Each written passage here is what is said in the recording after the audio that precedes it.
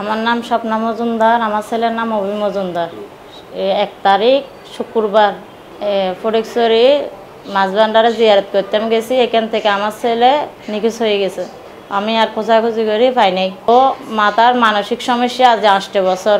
অনেক জায়গায় ডাক্তার দেখাইছি, মেডিকেল ভর্তি করাইছি, 2বার অপারেশন করাইছি। বাসায় বন্দি করে রাখছে, আমাকে মাইদের ঘরে আমি আর রাখতে পারতেছি না। আমি অনেকজনে বলছে মাজারে নিলে বালা হয়ে যাবে, সেই জন্য আমি নিয়ে গেছি।